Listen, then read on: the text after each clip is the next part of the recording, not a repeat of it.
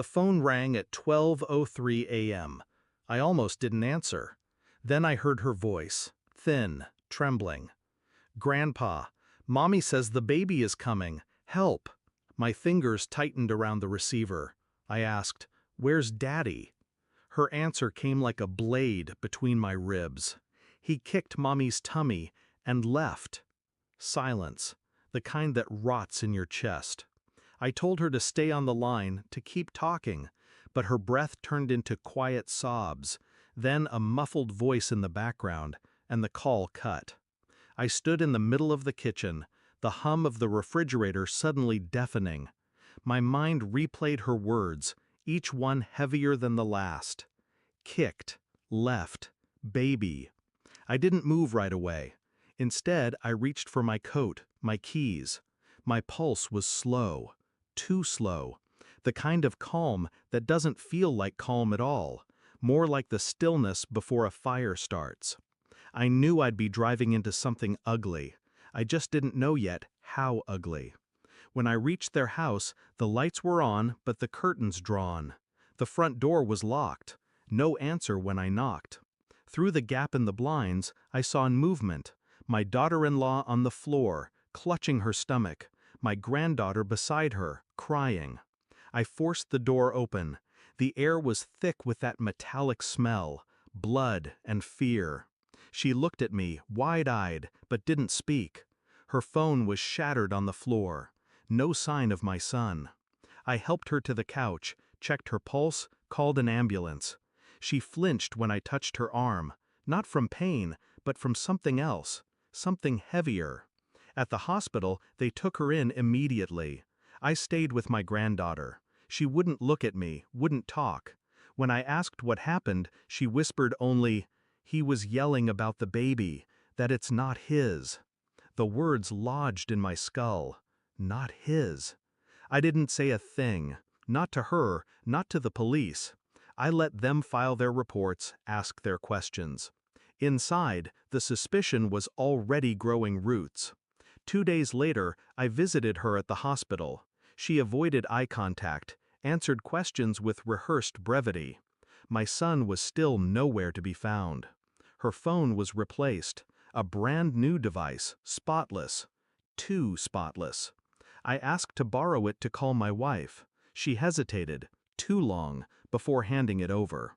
I didn't call my wife. I checked the photos, the messages. Everything before last week was gone. That night, I contacted a private lab, paid extra for expedited results. I didn't tell anyone, not even my wife, what I was sending them. A sample from the baby, a sample from my son, taken from an old razor he left at my place. The waiting was the hardest part, but I stayed silent. I visited every day, smiled, played the role. Inside, the math kept doing itself. My son's absence, her locked-down phone, her flinch when my granddaughter mentioned the baby's name. Piece by piece, the truth was building itself. And I knew when it was finished, it would be sharp enough to cut. The results came in on a Tuesday morning.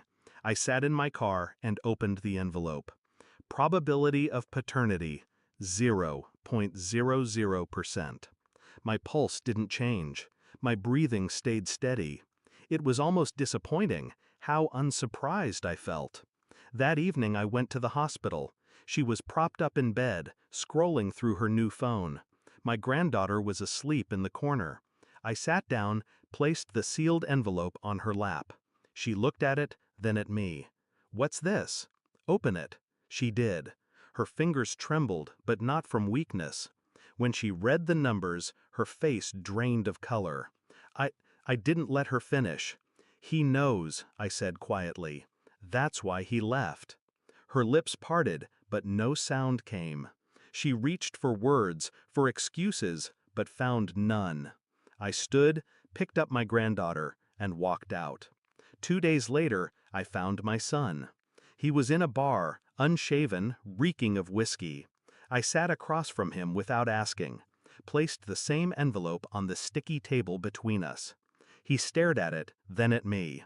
"I already know," he muttered. "Good," I said. "Now listen."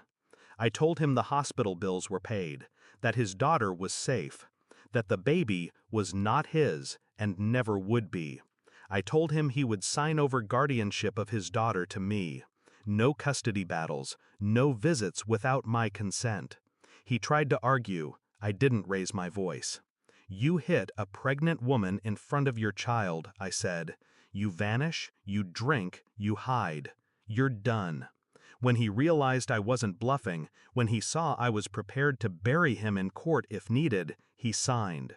He didn't look at me again. A week later, I stood in my kitchen again. Same hum of the refrigerator, same hour of the night.